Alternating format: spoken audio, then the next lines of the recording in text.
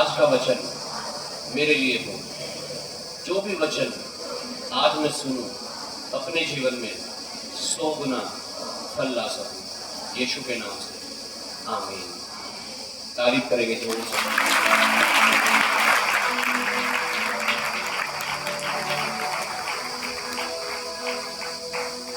Hallelujah.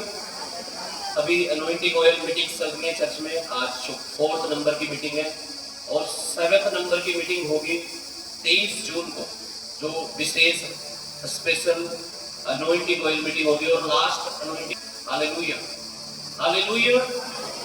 7 दिन की fasting prayer कल से, मंडे से, और अगले हफ्ते संडे में जब आप आएंगे। हालेलुया हालेलुया आमीन। तो इस फास्टिंग प्रेयर को मिस ना करें। आप सबको प्रार्थनाएं करनी है कलीसिया के लिए। आमीन। जो हमें ये रास्ता खरीदना है, रास्ते की जमीन के लिए, ये बराबर वाली लैंड है, ये खरीदनी है। इसके लिए विशेषकर दुआ करें। 4 जून को जो हमारे इलेक्शन हुए हैं, हालेलुया, वो वोट काउंटिंग होने जा रही है 4 जून को। तो कोई गड़बड़ी ना हो। जब इलेक्शन तो हो चुके हैं, अब काउंटिंग होनी है, तो काउंटिंग में कोई गड़बड़ी ना हो, कोई ईवीएम हैक ना करे, कोई किसी भी प्रकार की गड़बड़ियां ना हो। जिसे परमेश्वर चाहता है वो चुना जाए। आमीन। उसके लिए हमें दुआ करनी है कि प्रभु जिसे तू चाहता है वो अधिकारी बने, वो प्रधानमंत्री बने। आमीन। तो इन सारे विषयों के लिए हमें प्रार्थना करनी है। परमेश्वर हमारे देश में तेरी शांति बनी रहे। हालेलुया। इन सारे विषयों को हमें इन 7 दिनों में प्रेयर में रखना है। एक और बड़ी बात कि इन 7 दिनों में, यानी कल से, हालेलुया, 8 बजे शाम को, सब ध्यान से सुने, शाम को 8 बजे से लेकर के 10 बजे तक गूगल मीट पे मीटिंग चलेगी। उसका लिंक चर्च का जो ग्रुप है उसमें भेज दिया जाएगा। अगर आपके पास एंड्रॉइड फोन है, बड़ा फोन है, तो आप वहां एक ब्लू लाइन होगी, उस पर टच करके आप मीटिंग में जुड़ सकते हैं। इस पूरे हफ्ता रोज शाम को 8 बजे से लेकर के 10 बजे तक। Hallelujah hallelujah hallelujah. और इन प्रेयर का आप आनंद उठा सकते हैं। इन प्रेयर में आपकी कोई पर्सनल प्रेयर भी होगी, वो भी पूछी जाएगी आपसे, और उसके लिए भी प्रेयर की जाएगी। आमीन। हालेलुया हालेलुया आमीन। आज एक सवाल के साथ मैं शुरू करूंगा। मेरा सवाल यह है, what can I do for Christ and church? मैं मसीह के लिए और प्रभु की कलीसिया के लिए क्या कर सकता हूं? ये एक सवाल है हमारा अपने आप से। बोलो, मैं यीशु के लिए और कलीसिया के लिए क्या कर सकता हूं? क्या कर सकते हो आप? हाँ जी, सुभाष जी बताओ। फल तो अपने लिए बेच रहे आप है। हालेलुया। हाँ जी, अंकल जी बताओ। हम मसीह के लिए और कलीसिया के लिए क्या कर सकते हैं? एक सवाल है।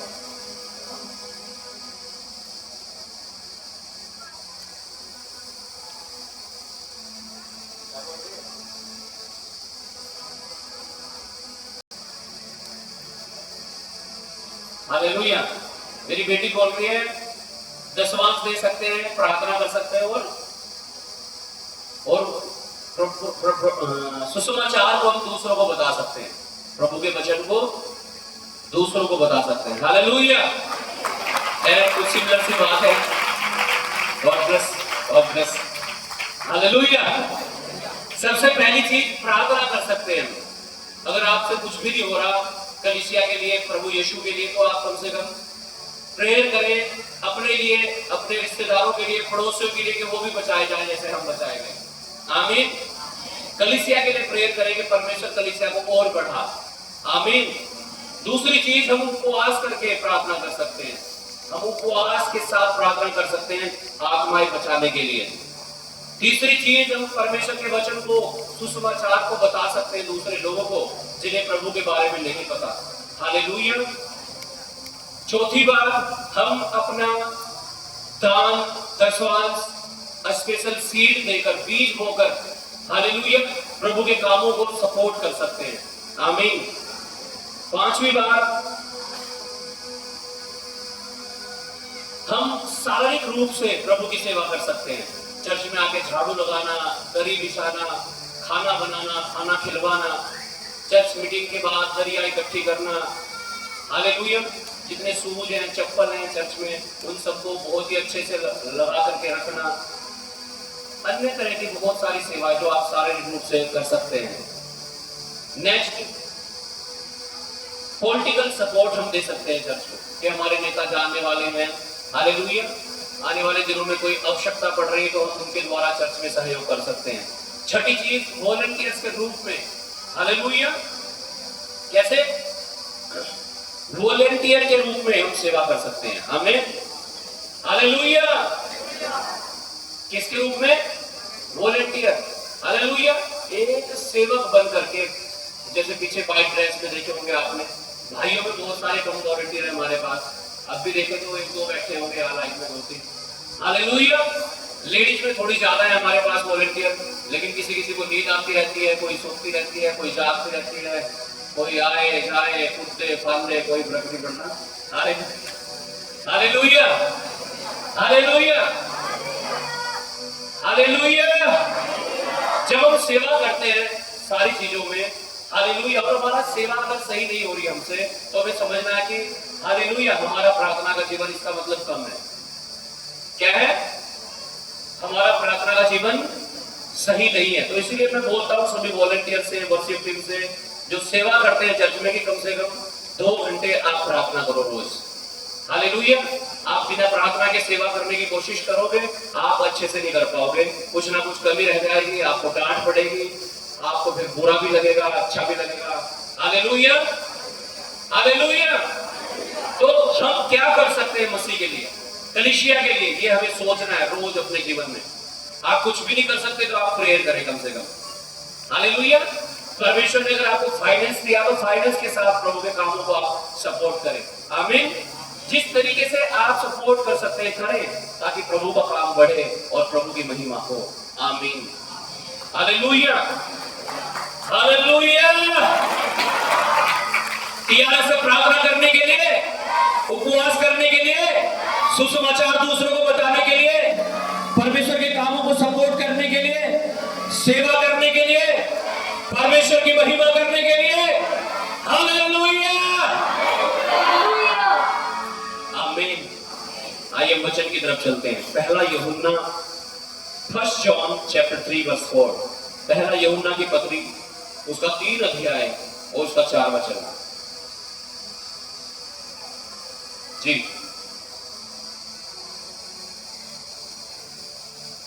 जो कोई पाप करता है, जो कोई पाप करता है, वह व्यवस्था का विरोध करता है, वह व्यवस्था का, हाँ जी, क्या करता है?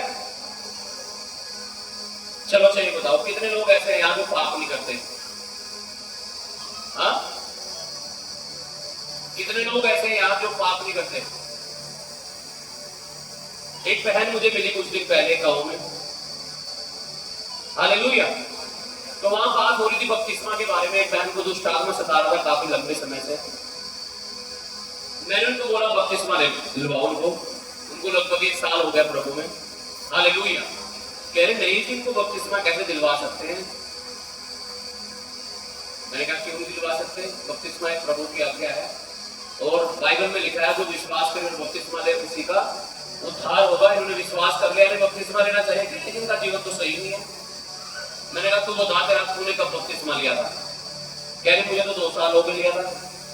मैंने कहा चल अच्छा एक बात बता, क्या तेरे जीवन में कोई कमी नहीं है क्या? कह रही नहीं, बिल्कुल भी नहीं जी, मेरे जीवन में तो बिल्कुल कमी नहीं है, मैं तो बिल्कुल स्वर्गदूत हूँ। Hallelujah, hallelujah. बाइबल में लिखा है अगर कोई कहता है कि मैंने कोई पाप नहीं किया तो लिखा वो सबसे बड़ा झूठा है। और झूठ का पिता कौन है? शैतान। मैंने कहा मेरी बहन ऐसा तो कोई भी नहीं है, मैं एक पास्टर हूं, हालेलुया। मैंने कहा मुझे लगता है मैं सबसे बड़ा पापी हूं। तू कह रही है मैं सबसे बड़ी पवित्र हूं। मैंने कहा ठीक है, तू बहुत अच्छी लाइफ में चल रही है, चलती रहे, हालेलुया। तो कितने लोग ये कह सकते हैं कि मैं बिल्कुल पवित्र हूं, मेरे अंदर तो कुछ भी झूठ नहीं है, कुछ भी पाप नहीं है। बाइबल में लिखा है सबने पाप किया है और सब परमेश्वर की महिमा से रहित है। ऐसा कोई इंसान है ही नहीं जिसने पाप ना किया हो। ऐसा तो एक ही है और वो है यीशु मसीह। आमीन, हालेलुया। लेकिन अगर बात इंसान की करें तो बाइबल कहती है सबने पाप किया है और सब परमेश्वर की महिमा से रहित है। अब लिखा है रोमियो की पत्री में, क्या आप पाप करते रहे कि अनुग्रह बहुत है? लिखा है कदापि नहीं। Hallelujah, hallelujah. क्या हम पाप करते जाए? लिखा है पाप तो व्यवस्था का विरोध है, इस वचन की खिलाफत है अगर हम पाप करते हैं।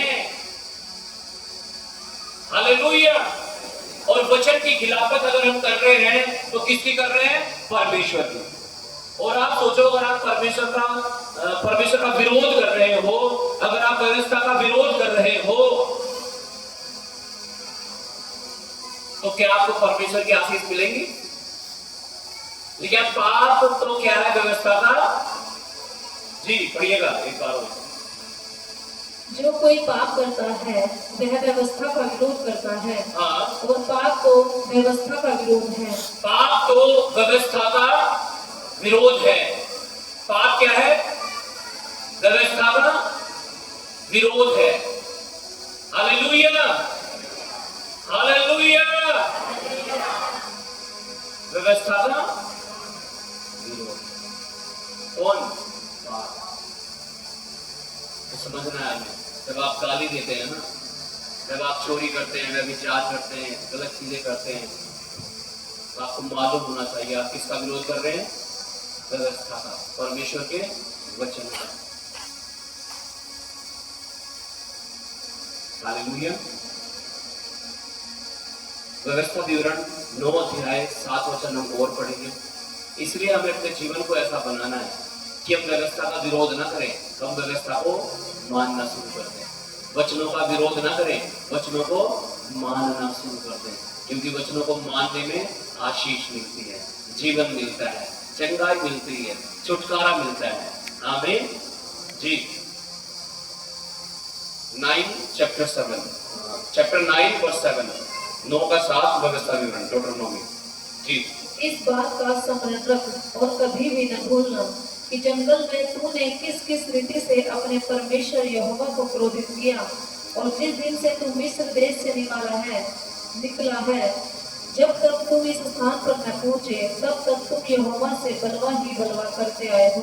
परमेश्वर के वचन में लिखा है कि मिस्र देश से परमेश्वर ने 6 लाख लोगों को बाहर निकाला था। कितने लाख? 6 लाख लोगों को बाहर निकाला। कौन से लोग थे वो? परमेश्वर के लोग।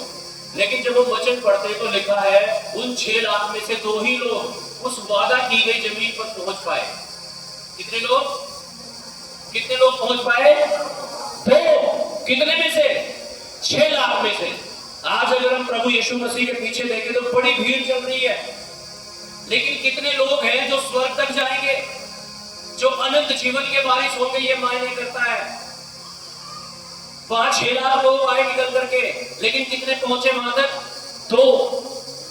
कारण क्या था कि लिखा है वचन में, जिस दिन से परमेश्वर ने उन्हें मिस्र से निकाला था वो क्या करके आए?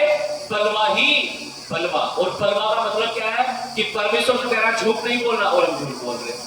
इसे कहते हैं बलवा, इसे कहते हैं विरोध करना, इसे कहते हैं परमेश्वर की बात को ना मानकर आगे बढ़ना। हालेलुया। यही तो कारण था कि 6 लाख में से कितने लोग? 2 लोग वहां पहुंचे बलवा करने के कारण, आज्ञाकारिता के कारण। जब हम वचन को नहीं मानते, व्यवस्था को नहीं मानते, हम पाप करते हैं। और वचन में लिखा है यीशु मसीह हालेलुया जब आएगा तो क्या होगा? धर्मियों को ले जाएगा और पापियों को छोड़ जाएगा। लिखा है ना? तो हमें क्या बनना है? पापी या धर्मी? पापी बनना है, धर्मी बनना है। और अगर हम धर्मी बनना चाहते हैं तो हमें पाप को छोड़ना पड़ेगा। सबको धोखा दे देंगे, परमेश्वर को कैसे धोखा दें? हाँ जी, कोई तरीका ही नहीं है उसे धोखा देने का। वो तो हर जगह विराजमान है, उसे तो सब कुछ पता है। हाँ, जैसे यहाँ कैमरा लगाया ना, सब कुछ रिकॉर्ड हो रहा है, देखो। ऐसे ही परमेश्वर की नजरें हमारे ऊपर लगी रहती हैं हर समय। हालेलुया। हर समय उसकी नजरें हमारे ऊपर लगी रहती हैं और देखता रहता है कि कौन क्या कर रहा है।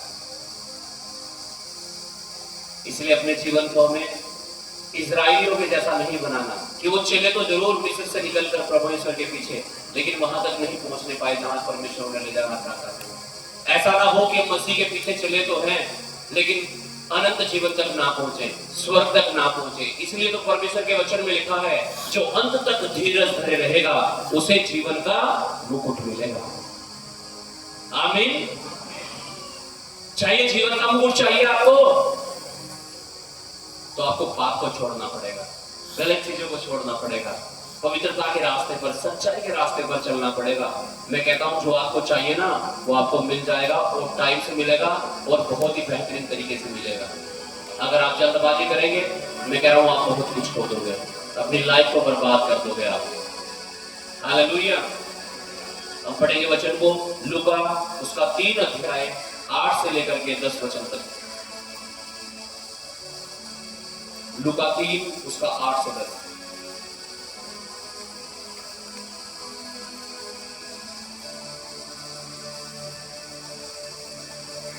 अतः मन फिराओ के योग्य फल लाओ, अतः मन फिराओ के योग्य फल लाओ, और अपने अपने मन में यह न सोचो कि हमारा पिता अब्राहम है, क्योंकि मैं तुमसे कहता हूँ कि परमेश्वर इन पत्थरों से अब्राहम के लिए संतान उत्पन्न कर सकता है। जी। अब कुल्हाड़ा पेड़ों की जड़ पर धरा है। देखिए, अब कुल्हाड़ा पेड़ों की जड़ पर धरा है। हाँ जी, इसका मतलब अब बिल्कुल अंतिम समय चल रहा है, अब कोई और गुंजाइश नहीं है। और इसलिए जो जो पेड़ अच्छा फल नहीं लाता, इसलिए जो जो पेड़ अच्छा फल नहीं लाता, वह काटा और आग में झोंका जाता है। वह काटा और आग में झोंका जाता है। आग का मतलब क्या होता है? नरक। कौन सा पेड़? जो अच्छा फल नहीं लाता। अच्छा फल क्या होता है? शराब पीना, गालियां देना, व्यभिचार करना, ये अच्छा है या बुरा है? हालेलुया। तो कौन सा फल लाना है हमें? कौन सा? अच्छा। हालेलुया। अच्छा फल क्या होता है? प्रार्थना करना, उपवास करना, वचन पढ़ना, संगति में आना, बीजों को बोना, आज्ञाओं को पूरा करना परमेश्वर की, इसे हम अच्छा फल कह सकते हैं। आमीन। लेकिन आज जो पेड़ अच्छा फल नहीं लाता वो काटा और आग में झोंका जाता है। हालेलुया। हालेलुया। आप तैयार हैं अच्छा फल लाने के लिए, अच्छा पेड़ बनने के लिए? जब पेड़ अच्छा होगा तो फल भी तो तभी अच्छा आएगा। तो अपने जीवन को पवित्रता में लाना पड़ेगा, पाप से दूर करना पड़ेगा अपने जीवन को। और ये इसे पूरा करने का एक ही तरीका है कि आप परमेश्वर से जुड़ जाओ। आप अपने आप को परमेश्वर के हाथों में समर्पित करो। आप पाप से तौबा करो। लेकिन आप जो अपने पापों को मान लेता है, अंगीकार कर लेता है और उन्हें छोड़ देता है, लेकिन परमेश्वर उसे माफ कर देता है। अपने पापों को मानकर उन्हें छोड़ देना है। 2 चीजें हैं, एक तो पाप को पश्चाताप कर लेना, प्रभु आज के बाद गाली नहीं, आज के बाद नशा नहीं, और 2 दिन बाद फिर गाली दे देना, फिर नशा कर लेना। इसका मतलब अब तक आपने मन नहीं फिराया। हालेलुया। ये इसे मन फिराव भी कहते हैं।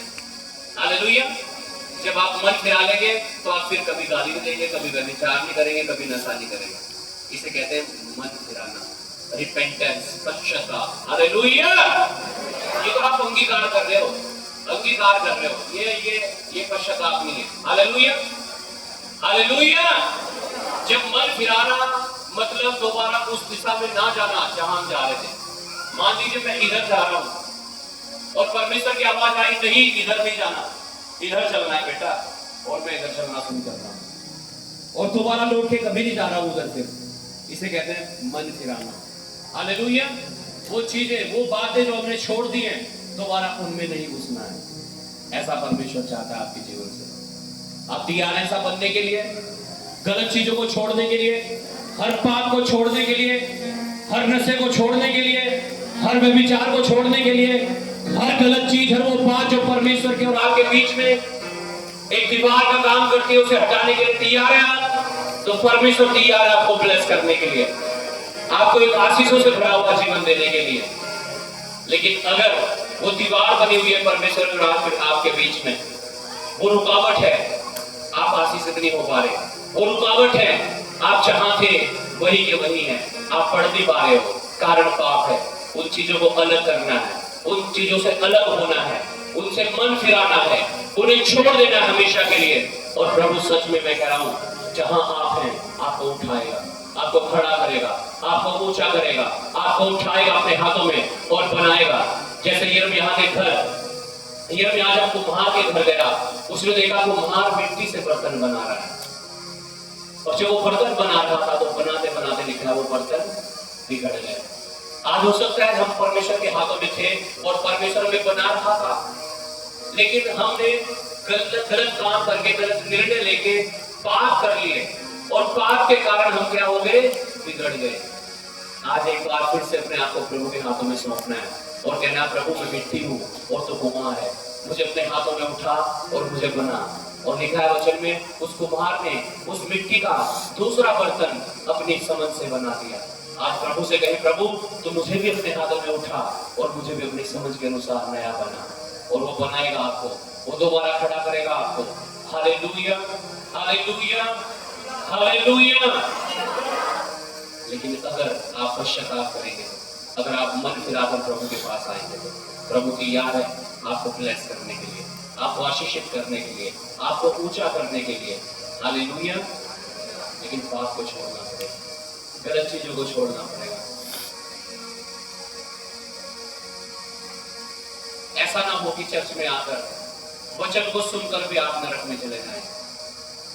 जैसे इजरायली लोग, परमेश्वर ने इतने बड़े बड़े काम उनके जीवन में किए, लाल समुद्र में रास्ता खोल दिया। आप सोचो कितनी बड़ी बात है, एक समुद्र का दो भाग हो जाना। मैं कह रहा हूं, आप नहर में जाओ जिंदगी में, नहर को देखो जाकर के और सोचो एक मिनट के लिए कि पानी इधर का इधर हो जाए, इधर का इधर, और बीच में रास्ता निकल रहा। कितने नामुमकिन लगता है, कितना असंभव लगता है कि ऐसा हो है, ऐसा हो जाएगा। लेकिन ऐसा किया परमेश्वर ने, जो कि बहुत कठिन था। इतने बड़े चमत्कार देखने के बावजूद भी लिखा है, 2 लोग उस वादे की भूमि में पहुंचे। मेरे प्रियो, ऐसा ना हो कि बड़ी भीड़ आज हमें देखनी पड़ती है, लेकिन जब बात स्वर्ग की आए तो वहां कुछ ही लोग जा रहे हैं। ऐसा ना हो, अपने आप को धोखा ना दो। हालेलुया। आप परमेश्वर को धोखा नहीं दे रहे हो, अपने आप को धोखा दे रहे हो। इसलिए अपने आप को चेक करो, क्या हम वफादार हैं, क्या हम ईमानदार हैं, क्या सच में हमने अपना मन फिरा दिया है गलत चीजों से, पापों से। हालेलुया।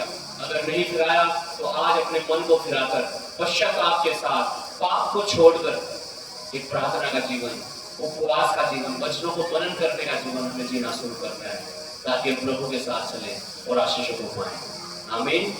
हम पढ़ेंगे प्रेरितों के काम 3 अध्याय उसका 19 वचन। प्रेरितों के काम 3 का 19। एक दो वचन और पढ़ के मैं समाप्त करूंगा, फिर हम प्रेरित करेंगे। इसलिए मन फिराओ और लौट आओ कि तुम्हारे पाप मिटाए जाएं, जिससे प्रभु के सन्मुख से विश्रांति के दिन आए। हालेलुया। लिखा इसलिए मन फिराओ। क्या लिखा है? बोलो मेरे साथ, मन फिराओ और लौट आओ कि तुम्हारे पाप मिटाए जाएं। आमीन। क्या करना है? समझ में आया आपकी? मन फिराना है। नंबर 1, किससे मन फिराना है? पापों से, गलत चीजों से। हालेलुया। दूसरी चीज, लौट के आना है प्रभु के पास। घुटने टेक देने हैं उसके सामने, प्रभु मुझसे गुनाह हो गया था, मुझसे पाप हो गया था, मैं पश्चाताप करता हूँ, मैं तौबा करता हूँ कि मैं गुनहगार हूँ। हालेलुया। तीसरी चीज क्या होगी? वो परमेश्वर करेगा। लिखा है तुम्हारे पाप मिटाए जाएं। मिट जाएंगे, लिखा हुआ मिटाए जाए। कब मिटाएगा परमेश्वर हमारे गुनाहों को? जब हम वफादार होंगे, जब हम बार बार धोखा नहीं देंगे परमेश्वर को, जब हम रोज रोज पश्चाताप ना करके एक ही बार पश्चाताप करके प्रभु के पीछे चलना शुरू करेंगे। आमीन, हालेलुया। तुम्हारे पाप मिटाए जाए जिससे प्रभु के सम्मुख से विश्रांति के दिन आए। कैसे दिन आएंगे फिर आपकी लाइफ में? शांति के दिन आएंगे, विश्राम के दिन आएंगे, आशीषों के दिन आएंगे, बरकतों के दिन आएंगे, चंगाई के दिन आएंगे। फिर आप आशीषों को देखोगे। आमीन। नहीं तो आज हालत ये है कि बहुत सारे लोग तो दुखी हैं चर्च में आने के बाद भी। कह रहे पास्टर जी हमने प्रार्थना भी करवा ली, अनॉइंटिंग ऑयल भी लग गया, हाथ भी रखवा लिया, घर में भी दुआ करा दी, कुछ नहीं हो रहा। कारण कि आपने मन नहीं फिराया अब तक। आज भी आप पाप में हैं, आज भी आप पवित्रता में नहीं चल पा रहे हैं। आज परमेश्वर कहता है मन फिराओ और लौट आओ। आप तैयार है लौट आने के लिए परमेश्वर के पास? तो परमेश्वर भी तैयार है आपको खड़ा करने के लिए, आपको ब्लेस करने के लिए, आपको आशीषित करने के लिए। आमीन। दूसरा कुरिन्थियों उसका 7 अध्याय उसका 10 वचन में पढ़ूंगा जी। दूसरा कुरिन्थियों 7:10।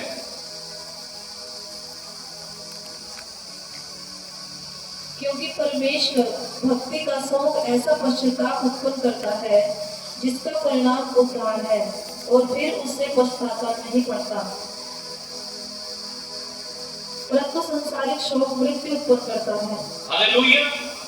2 तरह के शोक बताए गए हैं यहाँ पे। एक तो परमेश्वर की भक्ति का शोक, और एक होता है दुनिया का शोक कि आपको दुनिया की लगी पड़ी है। आए मिल जाए कहीं से एक पैक, एक सूखता मार लो, थोड़ी सी सूखती मिल जाए, थोड़ा सा आपको बना के खा लो। आज तो कोई मिलाई नहीं लड़ने के लिए, आज किसे गाड़ी दूं। कुछ लोगों का होता है ना कि मतलब कुछ करना देना पूरे दिन में, तो शांति से नहीं मिलती उन्हें। परमेश्वर कहता है हालेलुया, परमेश्वर की भक्ति का शोक करो कि आज मैंने प्रार्थना की या नहीं की, मैंने इस हफ्ते में उपवास किया या नहीं किया, मैंने इस हफ्ते में दशवास निकाला नहीं निकाला, मैं परमेश्वर के भवन में गया नहीं गया। भक्ति का शोक करो परमेश्वर की, और जब आप भक्ति का शोक करोगे परमेश्वर की, तो लिखा ऐसा पश्चाताप उत्पन्न होगा जिसका परिणाम उद्धार होगा, जिसका परिणाम छुटकारा, चंगाई, आशीष और बरकतें होगी। लेकिन यहाँ तो किसी और चीज का शोक चल रहा है।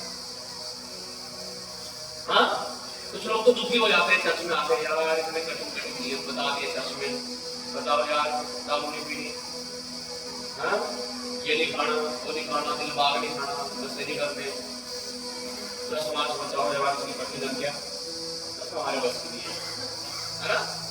Hallelujah, hallelujah.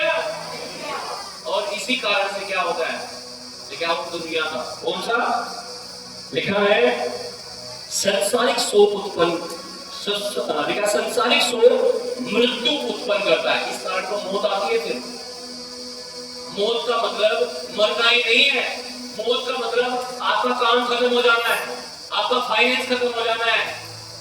हालेलुया, आपके अच्छे अच्छे काम में खत्म हो जाने का ये मृत्यु है।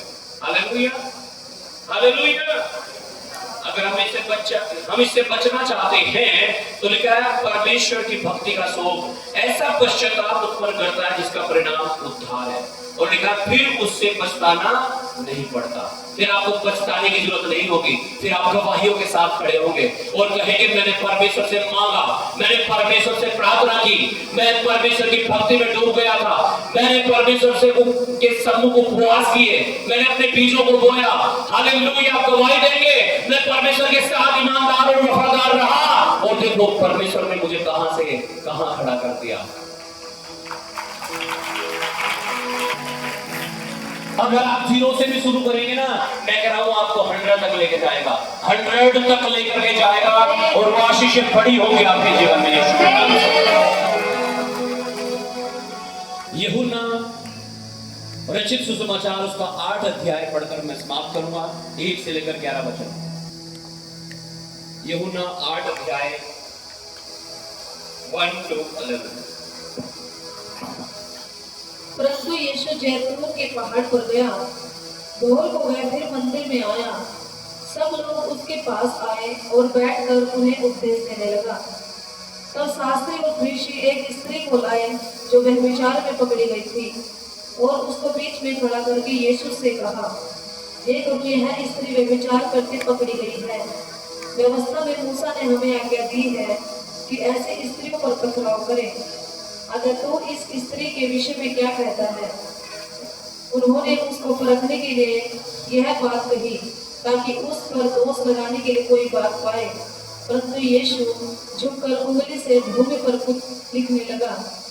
जब वे उससे पूछते ही रहे तो उसने सीधे होकर उनसे कहा, तुम में जो निष्पाप हो वही पहले उसको पत्थर मारे। हालेलुया। लिखा है कुछ शास्त्री और फरीसी लोग यीशु के पास एक औरत को पकड़ कर लाए जो व्यभिचार करते हुए पकड़ी गई थी। व्यभिचार का मतलब वो किसी ऐसे आदमी के साथ सो रही थी जो उसका पति नहीं था, और वो पकड़ी गई और उसे पकड़कर यीशु के पास वो लोग लेकर के आए। और किस लिए लेकर के आए यीशु के पास? कि यीशु की परीक्षा करें, कि यीशु कुछ ऐसी बात बोल दे जो गलत हो और हम यीशु को पकड़ लें। लेकिन वो उनको ये मालूम नहीं था कि यीशु मसीह परमेश्वर है। हालेलुया।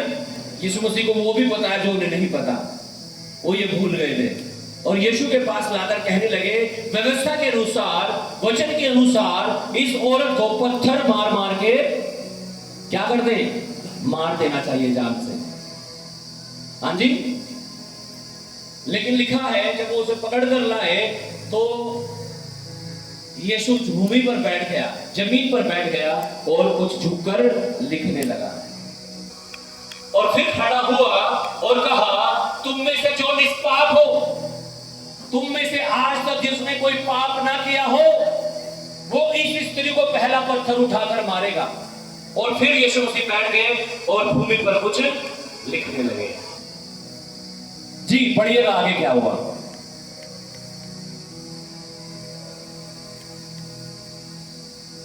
जब वे उससे पूछते ही रहे तो उसने सीधे होकर उनसे कहा, तुम में जो निष्पाप हो वही उसको पहला पत्थर मारे। और फिर झुककर भूमि पर उंगली से लिखने लगा। परंतु वे यह सुनकर बड़ों से लेकर छोटों तक एक एक करके निकल गए, और यीशु अकेला रह गया और स्त्री वहीं बीच में खड़ी रह गई। हालेलुया। लिखा है वो एक एक करके बड़े से लेकर छोटे तक वहां से निकल गए, और यीशु और वो स्त्री वहां थे। सब निकल गए। कारण क्या था?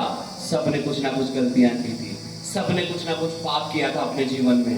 Hallelujah, hallelujah, hallelujah.